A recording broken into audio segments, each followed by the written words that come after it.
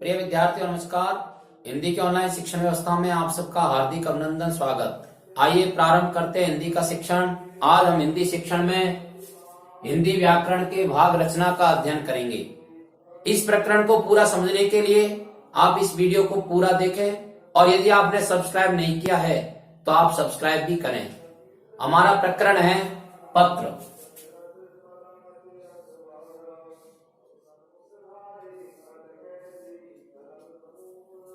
पत्र के संबंध में पढ़ने से पहले इसका अर्थ और परिभाषा या इसकी उपयोगिता, इसके संबंध में हमें जानकारी होनी चाहिए कि पत्र क्यों पढ़ा जाता है, यह पत्र क्या है, यह पत्र के अर्थ क्या है, इसकी परिभाषा क्या है, यह इसको एक पंक्ति में हम परिभाषित कर सकते हैं तो कैसे कर सकते हैं।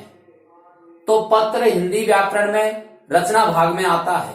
पत्र के अर्थ के संबंध में यदि हम जानकारी करना चाहते हैं तो पत्र माध्यम है, पत्र साधन है। और साधन किसका है? संदेशों के संप्रेषण का। तो एक पंक्ति में यदि हम इसकी परिभाषा देना चाहते हैं या इसके अर्थ को सिद्ध करना चाहते हैं तो हम ये लिख सकते हैं, पत्र संदेश संप्रेषण का प्रभावी साधन है।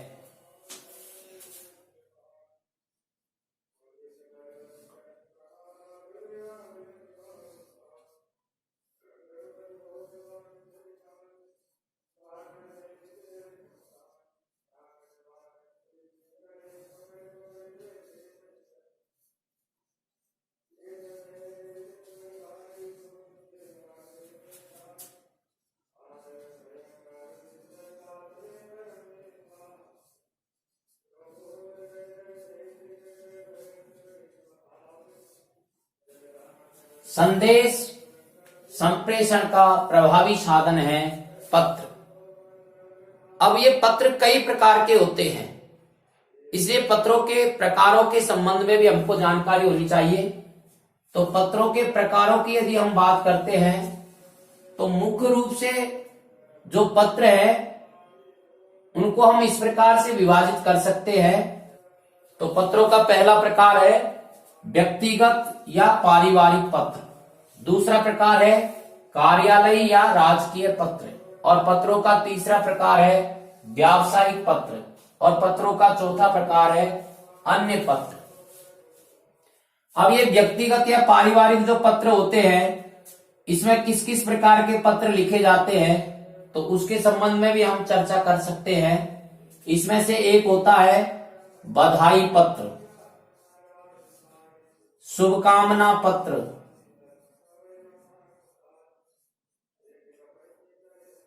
आमंत्रण पत्र,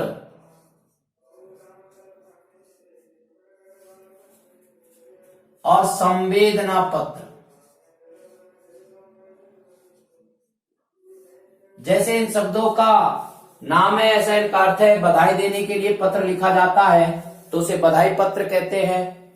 किसी को शुभकामना देनी है तो शुभकामना पत्र, अपनों को बुलाना है तो आमंत्रण पत्र, या किसी के कष्ट में संवेदना व्यक्त करने के लिए संवेदना पत्र लिखते हैं। इसी प्रकार से कार्यालय या राजकीय पत्रों में आवेदन पत्र,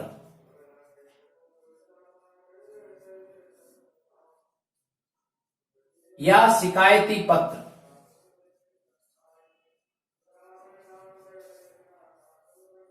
या कोई राजकीय कार्य के लिए राजकीय काम काज पत्र। इस प्रकार से ये कार्यालय या राजकीय पत्र होते हैं।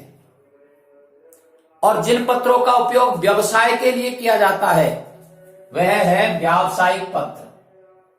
व्यापार हेतु लिखे जाते हैं उनको व्यावसायिक पत्र कहते हैं। और अन्य प्रकार के पत्रों में कोई प्रार्थना पत्र है या कोई अन्य प्रकार का पत्र है तो उसको अन्य प्रकार के पत्रों में हम लिखते हैं। अब आज हम जिस पत्र के संबंध में अध्ययन करेंगे वह है व्यक्तिगत पत्र या पारिवारिक पत्र। आपका नाम रमेश है और आपके मित्र महेश हैं। उनको जन्मदिन की पार्टी में आपको आमंत्रित करना है तो अपने मित्र महेश को जन्मदिन की पार्टी में आमंत्रित करने के लिए आमंत्रण पत्र लिखना है। अब पत्र लिखते समय पत्र के 2-3 भाग रहते हैं। सबसे पहले जो पत्र लिख रहा है, यदि व्यक्तिगत या पारिवारिक पत्र है तो सबसे पहले जो पत्र लिख रहा है उसका पता रहता है। फिर उसके बाद में संबोधन, और संबोधन के बाद में पत्र के विषय वस्तु, और फिर अंत में जिसके द्वारा पत्र लिखा जाता है उसका नाम, उसका पता, कि वो किस संबंध के कारण से पत्र लिख रहा है, और फिर पत्र कहां भेजा जाने वाला है उसका पता। इस प्रकार से पत्र के ये कुछ मुख्य भाग हैं। एक बात पत्र में ये ध्यान रखनी पड़ती है, परीक्षाओं में, विशेषकर परीक्षा में जो प्रश्न पत्र आता है उसमें कल्पना के आधार पर आपका नाम, आपका स्थान, आपके मित्र का नाम, उनका स्थान, ये काल्पनिक होते हैं। तो पत्र लिखते समय हमें प्रश्न में जो दिया गया है उसके अनुसार स्वयं को मान करके पत्र लिखना होता है। अभी हम जो पत्र लिखने वाले हैं उसमें आपका नाम रमेश है, आप जयपुर के निवासी हैं, आपके मित्र महेश हैं, और उनको जन्मदिन की पार्टी में या जन्म दिवस के समारोह में आमंत्रण करने के लिए आपको आमंत्रण पत्र लिखना है। तो प्रारंभ कैसे करेंगे? जहां आपका निवास है सबसे पहले वह पता लिखेंगे। तो आपको इस प्रश्न में जयपुर निवासी माना है तो हम यहां लिखेंगे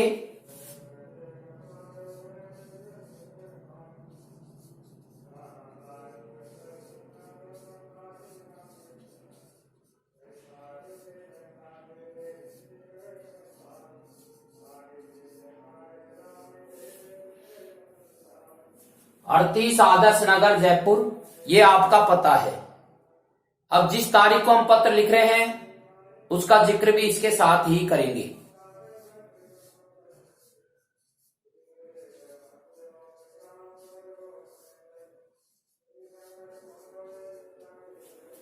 तीस जुलाई 2012 को आप मान लीजिए पत्र लिख रहे हैं, तो सबसे पहले अपना पता और उसके बाद में जिस तारीख को हमने, जिस दिनांक को पत्र लिखा है वो लिखते हैं। अब इसके बाद में आता है संबोधन। पत्र हम किसको लिख रहे हैं? यदि आपका मित्र आपसे छोटा है तो नाम आप उसमें लिख सकते हैं, नहीं तो प्रिय मित्र, आप मित्र को पत्र लिखेंगे तो प्रिय मित्र, यहां से हम पत्र का प्रारंभ करेंगे। संबोधन, प्रिय मित्र, सादर नमस्कार। इस तरह से ये हमारा संबोधन है। और पत्र हम कभी भी लिखें, किसको भी लिखें, सबसे पहले हमें कुशल क्षेम के बारे में पूछना चाहिए और अपनी कुशलता के बारे में उनको बताना चाहिए। प्रिय मित्र महेश, सादर नमस्कार, मैं यहाँ कुशल हूँ, आपकी कुशलता की कामना करता हूँ। सबसे प्रारंभ हम पत्र में ये बात हमको लिखनी चाहिए कि मैं कुशल हूं, और वहां उनकी कुशलता की कामना करनी चाहिए। इसके बाद हमारा विषय प्रारंभ करते हैं।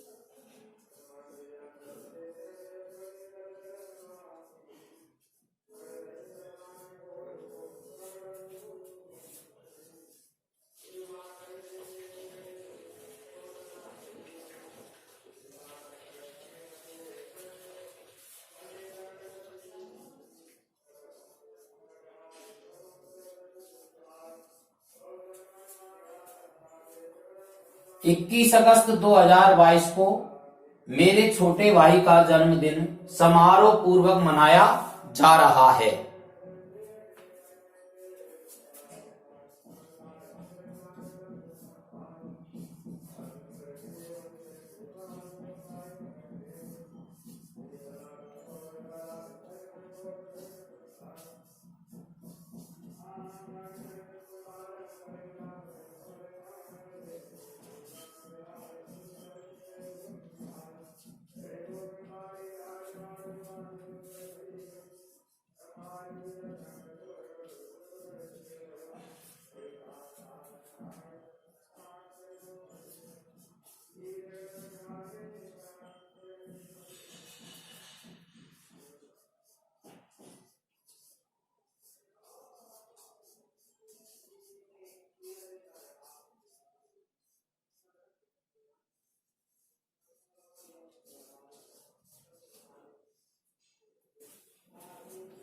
इस अवसर पर प्रीति भोज भी रहेगा, अतः आप सपरिवार सादर आमंत्रित है।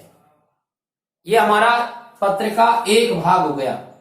स्वयं की कुशलता के बारे में बताना, उनकी कुशलता की कामना करना, और हम किस उद्देश्य से पत्र लिख रहे हैं उस उद्देश्य को उनके सामने रखना। हमारा आमंत्रण पत्र है तो हमने उनको इस अवसर पर आमंत्रित किया है। ये हमारा पत्र का एक भाग हो गया, पत्र का उद्देश्य और कुशलता की कामना। पत्र कम से कम हमारा 2 पैराग्राफ में हो, तो ये एक हमारा पैराग्राफ हो गया।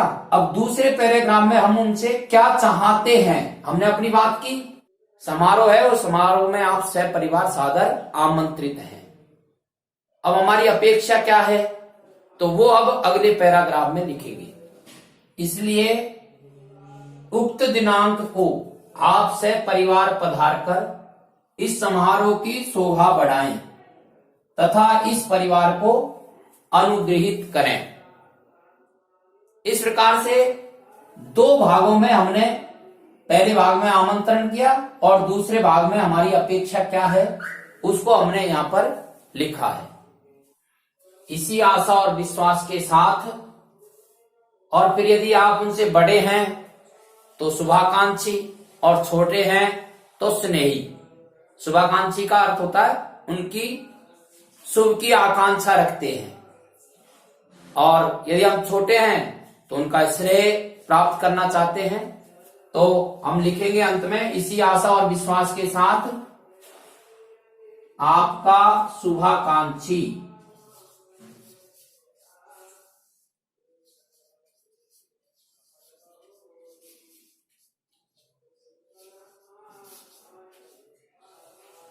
और फिर अपना नाम लिख देंगे, रमेश।